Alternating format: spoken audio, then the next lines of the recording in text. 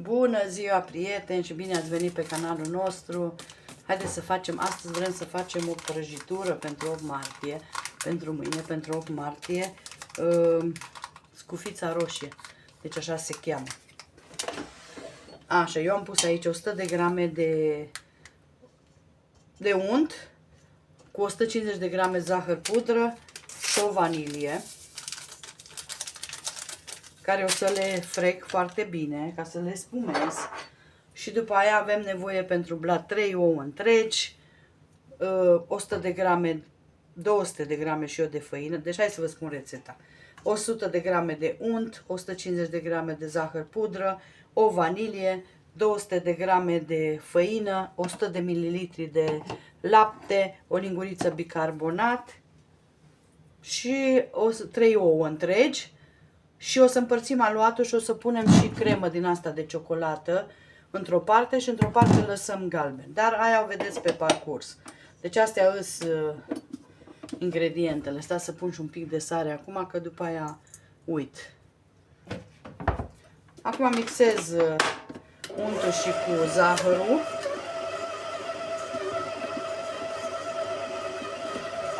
Până se face cremă și cu zahărul vanilat. Și după aia o să vă arăt în continuare. Uitați, untul s-a făcut cremă cu zahărul pudră. Acum batem ouăle puțin cu pârculița, deci ca să le desfacem, mai bine spus, și le băgăm peste, aici peste unt.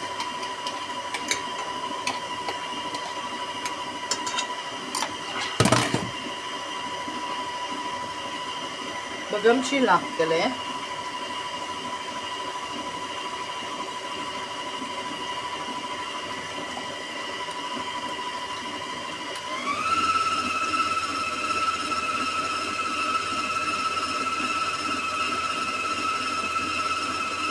Acum aș putea, eu cred că să schimb paletele. Nu prea îmi place mie, dar haideți să punem acum, dacă tot am ridicat asta, să punem și bicarbonatul. Deci pun cam așa o linguriță de bicarbonat și sting cu zeamă de lămâie.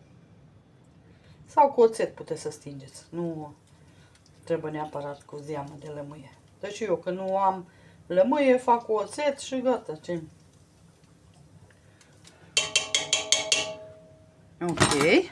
Și acum mixăm ca să le amestecăm bine.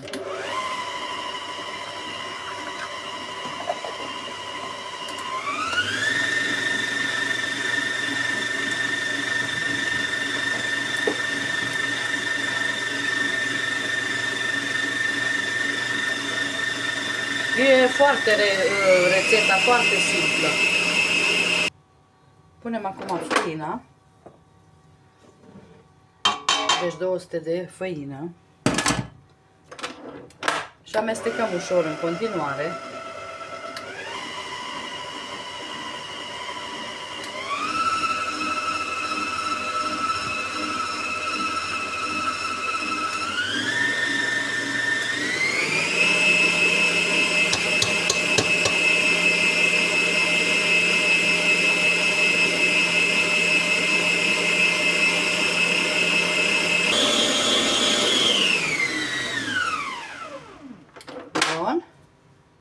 Acum, eu nu vreau să iau paleta jos, pentru că eu vreau să amestec și cu Nutella.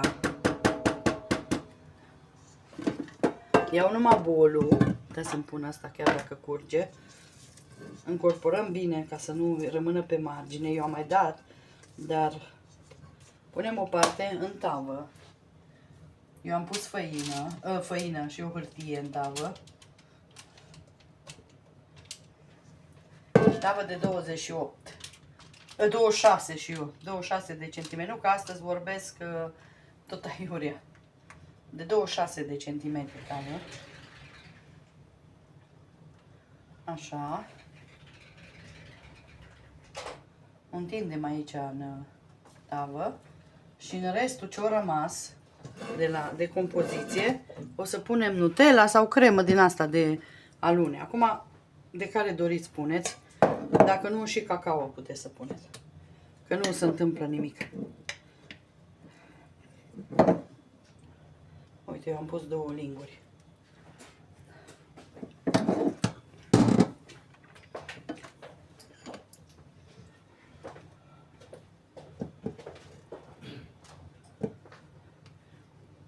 Puteți să bateți cu mixerul de mână, că nu... Dar eu l-am avut aici și am zis că lasă că bat cu el, că l-am avut aici. Așa. Mai lăsăm și amestecăm.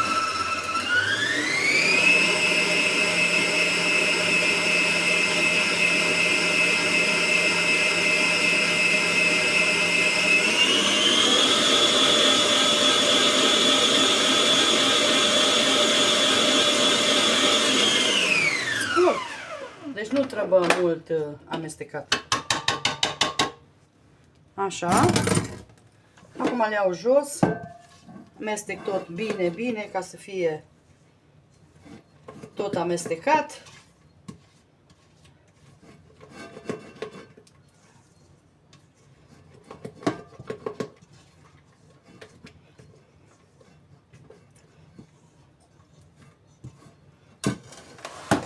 Și punem peste ăsta galben.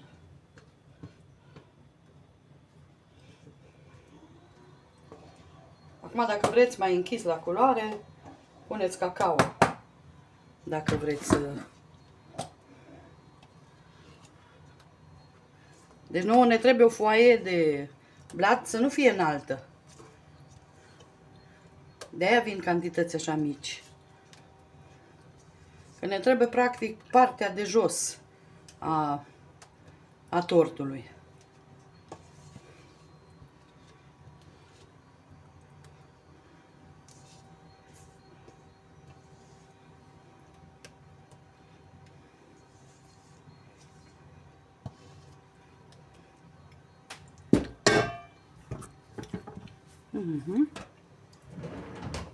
Asta de ciocolată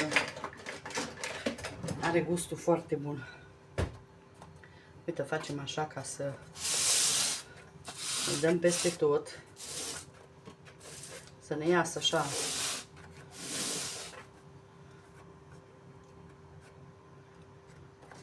Sau cu o fârculiță puteți să faceți. Principalul să se coacă. Ok.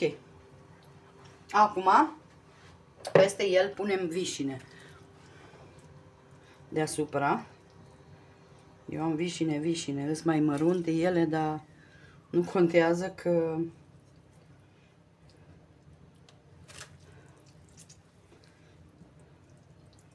oricum ele se duc la fund, deci nu rămân deasupra. Pe nouă ne interesează să fie în blat vișinele, știți? Nu trebuie, că nu se vede că vine cremă deasupra peste blat. Ok, cam atâta. Să zic cam... Un borcan din ăla, dacă cumpărați compot, un borcan din ăla de 800 de vișine. Dacă nu, vreo 2-3 mâini. Acum depinde cât le aveți și de mari. Ok, dăm la cuptor, 180 de grade, cam 40 de minute, cam așa trebuie să stea la cuptor. Și după aia o să revin. Și uitați, dragile mele, așa arată foaia mea coaptă.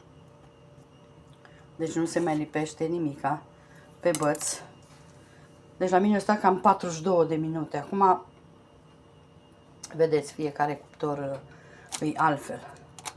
Eu acum o las să răcească și după aia o scot eu din formă și continui când pun crema. Haideți, dragile mele, să ne facem crema acum. Pun aici 400 de grame sau 400 de ml de smântână pentru frișcă. Rece să fie. Acum eu o fac din Philadelphia și cremă de brânză. Dar puteți să o faceți, să vă spun, puteți să o faceți și cu brânză dulce și frișcă. Deci rețeta e originală, e cu brânză dulce și frișcă, deci așa e rețeta. Dar n-am brânză dulce, am Philadelphia și o să pun din asta. Și cu cremă din asta de brânză. Acum pun aici 1, 2, 3, 5 linguri de zahăr. Pentru că e multă brânză și o să mai gustăm noi dacă nu. Și 2 zahăr vanilat. Vreau să pun în cremă. Să aibă gustul așa de vanilie. Și o mixez. Dar nu o mixez de tot și vă arăt.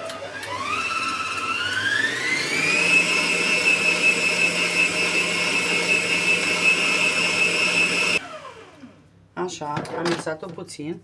Și acum punem crema de brânză înăuntru. Și mai mixăm până la îngroșare și la revedere. Și asta e crema, toată crema ce ne trebuie nouă. De 250 de cremă de brânză și 200 normală și 250 de Philadelphia.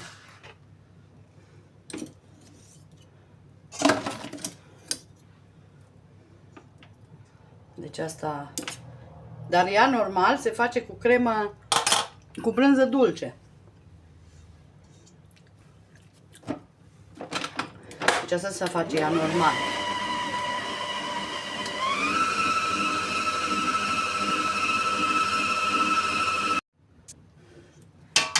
Bun, deci eu am bătut-o. Acum, eu mi-am pus aici 10 grame de gelatină. Am lăsat-o la hidratat. Acum am încălzit-o puțin și o aduc la temperatura cremei. Deci gelatina nu e obligatoriu, dar eu, pentru ca să-mi fiu liniștită că crema mea va fi stabilă, atunci eu o pun întotdeauna. Dar v-am zis, dacă nu doriți să puneți gelatină sau nu aveți, nu-i musai să puneți. Dar eu, ca să fiu eu liniștită, eu atunci o pun întotdeauna. Și o amestecăm ușor.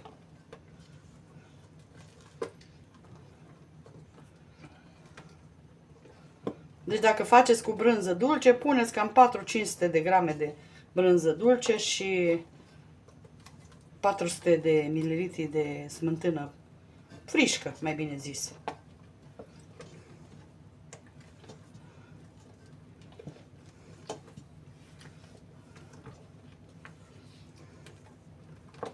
Așa. Eu aici mai am niște vișine rămase. Normal, ea e simplă. Dar eu, pentru că le am aici, le pun în cremă că are gustul mai bun. Mă le stoarceți bine de... Are gustul așa mai acrișor.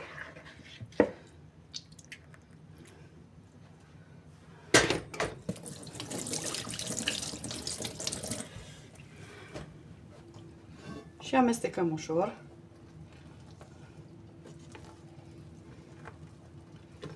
M-am zis, vișinele e opțional. Acum eu vă dau rețeta mea. Dumneavoastră puneți cum doriți sau faceți cum doriți. De dulce, eu zic că e destul de dulce. Deci nu mai trebuie. Și are gustul așa de bun de vanilie. Haideți să vă arăt ce am făcut eu. Am tăiat capacul ca să poată să intre crema de brânză în ea. Și punem cercul la loc. Eu n-am pus, am folie din aia de acetat, dar n-am pus că mă enervează când o iau că să lipește pe ea. Și atunci am zis mai bine pun hârtie.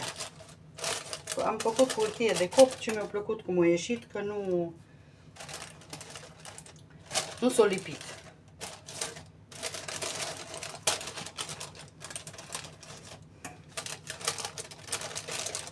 Acum Astăzi am eu cam mâini stânci, dar merge.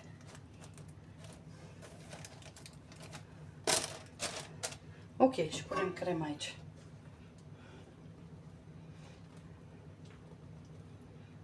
Nu însiropăm, nu nimica. Lăsăm așa blatul, cum îi. Că el e cu unt și moale. Capacul deja, și dacă mai îmi trebuia mie, deja s-o și mâncat. Soțul mă râde. El cum l-am tăiat, mai ales de la crema aia de ciocolată sau de la Nutella, dacă puneți, are așa gust bun.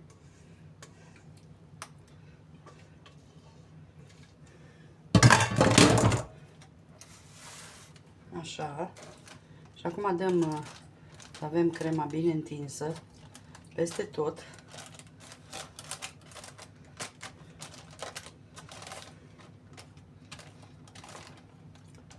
Iau eu o lingură, eu mai bine fac cu lingura înăuntru decât cu paleta. Mai bine pot să întind.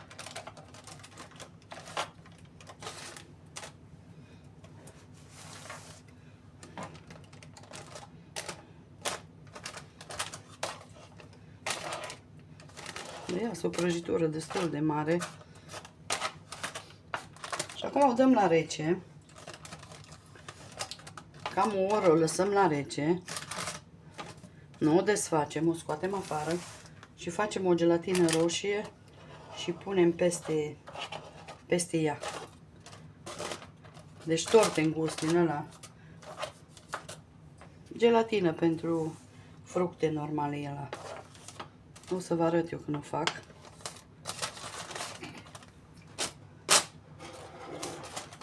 Atât. Asta e tot. Nu mai facem nimica. Și o dăm la rece. Și după aia o să vă arăt eu mai departe. Haideți, prieteni, să vă arăt. Eu am pus din asta, după ce am aruncat pachetul, m-am dat seama că nu... Am pus 200 de ml de apă și cu puțină zeamă de la vișine ce-o rămas. Așa, uitați aici. Am pus la fiert. Am împărțit jumate, ca la budincă faceți.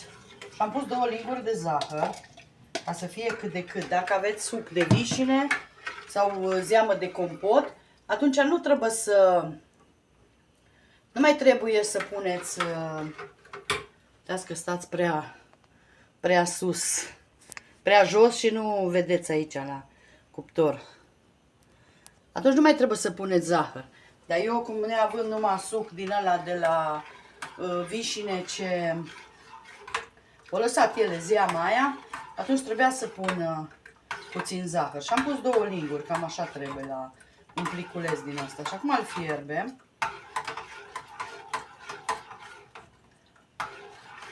O dăm să se fiarbă, să se topească bine. Și o să vă arăt eu după aia cum...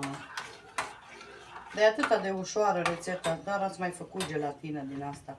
Dar și rețeta la prăjitură asta e foarte ușoară. El acum începe să se facă transparent așa și atunci e gata. Și o lăsat așa cam un minut să stea. Și după aia vă arăt eu când pun pe prăjitură cum pun ca să nu se topească brânza aia.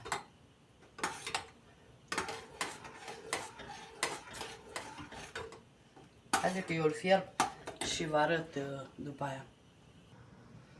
Hai să vă arăt că taia asta că mă deranjează în frigider. Pe prea înalte. Sunt prea înalte.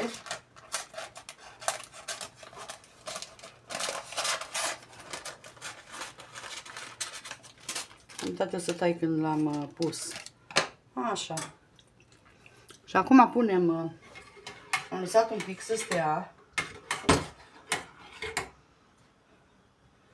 Și acum îl punem în, vedeți, eu pun lingura așa, ca să el să meargă peste tot, de să nu cadă direct pe...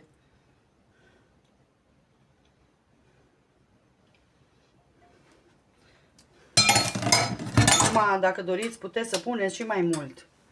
Puteți. Deci să faceți, dar eu nu pun. Ajunge atât.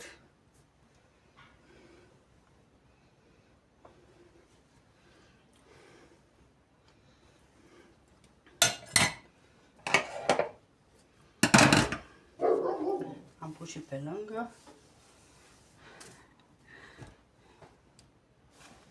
Ok, lăsăm puțin să stea.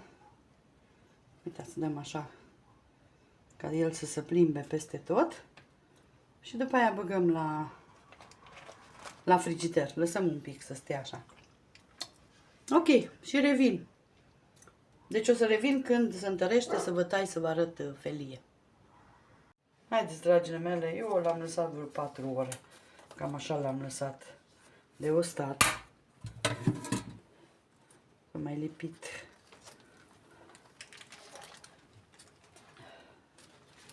Așa. Vedeți ce bine arată. Și eu acum îl ornez pe margini. Puteți să lăsați așa sau să faceți alveole sau ce doriți. Dar eu o să pun cocos pe margine așa. De aia e scufița roșie. Ca să arate mai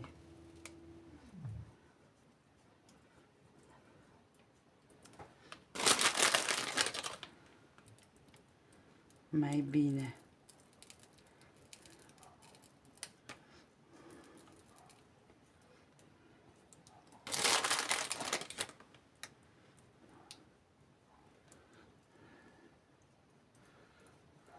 Normal el se face rotund, dar eu am vrut să-l facă, e și 8 martie, am vrut să-l fac așa, în formă de inimă. Dar normal puteți să-l faceți rotund. De fapt așa e rețeta, rotundă.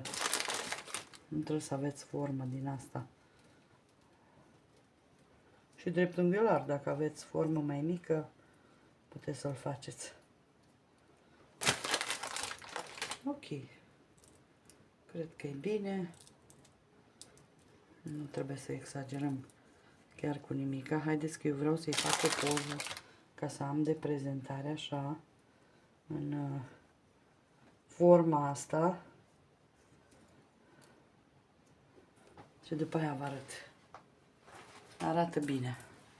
Eu zic că arată bine.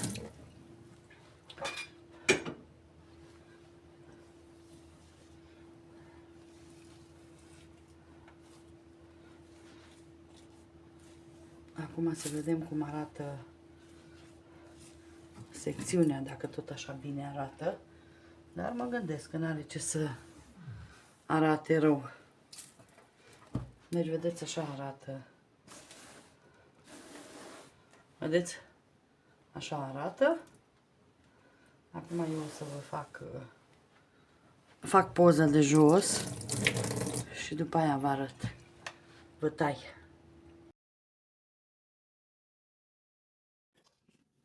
Și uitați, dragile mele, așa arată rezultatul final. Pot să spun că a ieșit o bunătate. Deci, da, ca de obicei știți că prima felie la orice tort nu iasă cum trebuie, dar eu sunt mulțumită de rezultatul. Eu am lăsat-o vreo 4 ore, am lăsat-o la frigider. Puteți să o lăsați peste noapte liniștite. Crema nu a ieșit beton, să zic tare. A ieșit super, super faină. Sper să încercați rețeta. Noi vă mulțumim și o zi minunată vă dorim în continuare. Și la mulți ani la tuturor femeilor și mamelor din lumea asta. Bye, bye!